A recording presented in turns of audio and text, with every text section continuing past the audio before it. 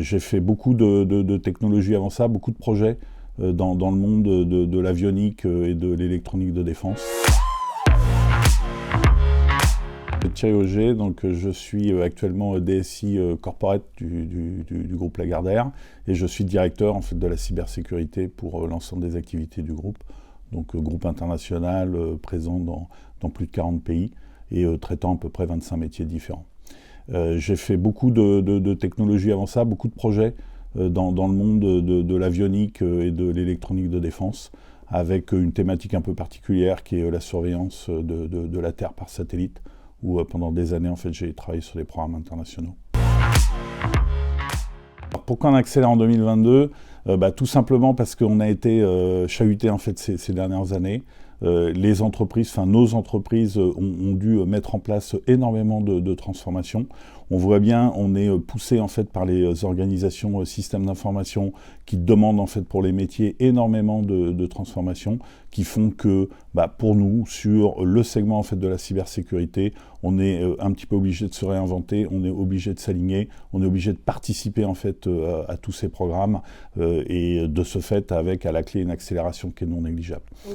Cette accélération, elle est aussi due au fait que la menace elle-même en fait s'accélère, elle se complexifie et elle nous oblige en fait à être un petit peu inventifs, à aller chercher en fait des technologies qui vont nous permettre de répondre à cet enjeu.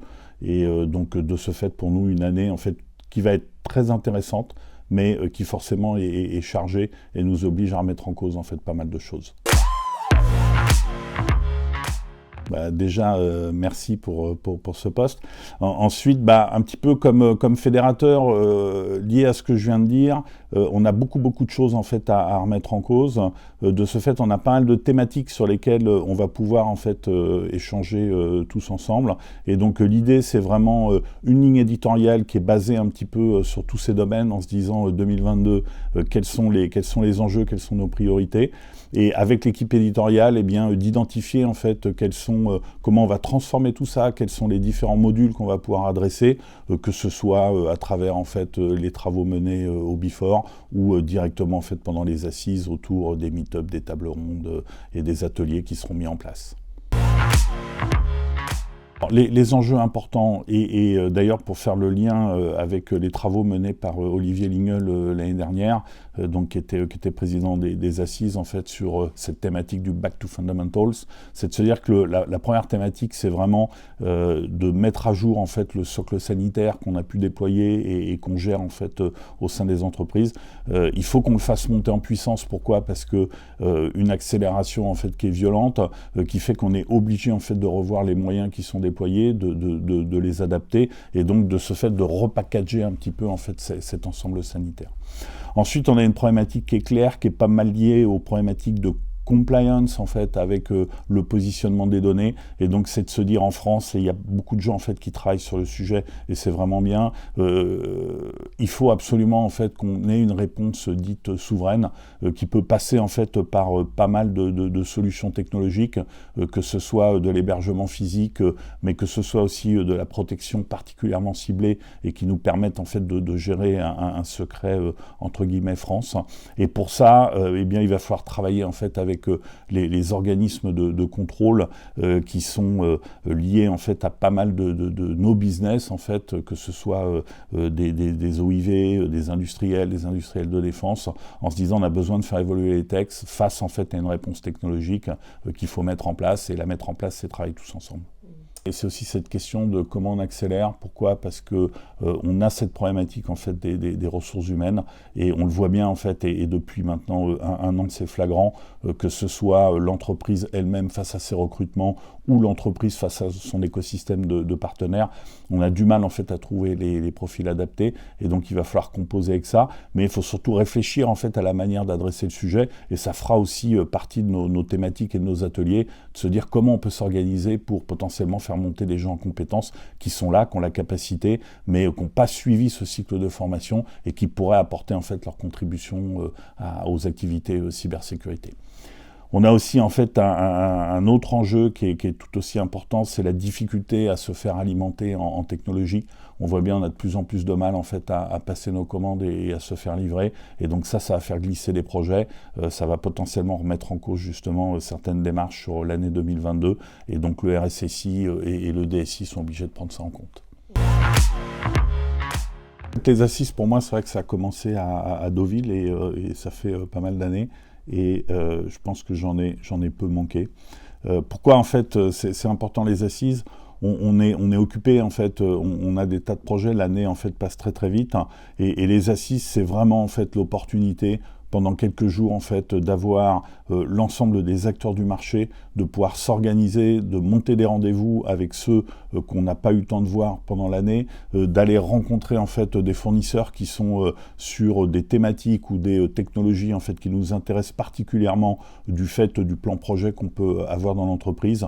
C'est aussi la possibilité de partager en fait avec l'écosystème et c'est important. Il faut reconnaître ça en fait. Souvent j'échange avec d'autres métiers dans l'entreprise qui ont eu aussi l'opportunité de passer sur les assises de temps en temps et ces gens-là me disent mais quelle communauté soudée, c'est quand même assez rare qu'il y ait autant d'interactions et de partage. Alors le domaine veut ça aussi, mais c'est vraiment important de pouvoir le faire et le faire en plus à un endroit où on peut tous se retrouver avec de la convivialité, c'est vraiment très agréable. Alors, le métier du RSSI, c'est vrai, s'est transformé ces dernières années. Il y a 20 ans, en fait, on était complètement autonome et on était capable en fait, de travailler sur un plan projet qui était purement cybersécurité. Depuis quelques années, en fait, c'est terminé. Donc les interactions qu'on doit avoir, et vraiment je dis qu'on doit avoir avec une direction de l'audit, une direction des risques, une direction du contrôle interne, la compliance, la direction financière avec les assurances sont juste vitales pour une parfaite cohérence en fait, des actions menées. Il est vraiment important que sur l'ensemble des dossiers, on puisse travailler avec ces gens-là et on puisse faire en sorte de produire en fait des choses qui sont vraiment cohérentes de bout en bout face à leurs attentes, mais face aussi à celles d'une direction des systèmes d'information et d'une direction de la cybersécurité. Alors les embarquer sur les assises, c'est typiquement en fait faire coller des thématiques de workshop ou de table ronde avec leurs sujets qui sont en adhérence en fait avec ceux de la cybersécurité, de manière à pouvoir leur montrer justement comment fonctionne cette communauté, quels sont ses grands enjeux et comment eux en fait doivent y contribuer chaque jour à travers leur propre mission. L'innovation, oui, c'est important et c'est vrai que ça fait maintenant des décennies que j'ai un œil chaque année sur ce qui se passe dans les écosystèmes, que ce soit côté US, côté France en fait, ou côté Israël.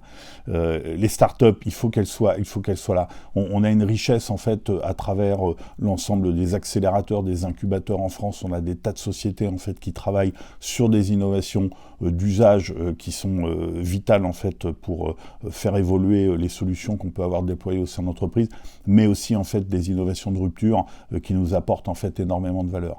Le seul moyen de pouvoir découvrir ça, c'est que ces gens-là se montrent, ces gens-là nous déposent des dossiers, qu'on puisse les analyser. Quand on regarde un peu avec le recul et tous ces travaux qu'on a fait en fait avec l'équipe innovation des assises, c'est vrai que toutes ces dernières années, on a quand même croisé et on a mis en avant en fait des gens qui aujourd'hui en fait sont des sociétés hyper actives qui ont énormément en fait développé leur business et qui apportent en fait une valeur au RSSI. Donc c'est vital. Ce qu'on attend d'eux, c'est aussi des dossiers en fait le plus complet possible. Il faut y passer un petit peu de temps histoire de pouvoir intégrer l'ensemble des éléments qui sont importants pour nous quand on fait des analyses. On y consacre en fait beaucoup de temps et il faut le faire parce qu'il faut prendre justement ce temps de tout regarder, histoire de pouvoir bien identifier en fait la valeur qui remonte et si quelque part il y a un intérêt qui est clairement pertinent pour le RSSI. Rendez-vous aux assises et rendez-vous en fait aux diverses réunions qu'on peut avoir entre-temps, qu'on puisse justement ensemble travailler toutes ces thématiques et puis mettre en place les ateliers qui nous apporteront de la valeur au mois d'octobre.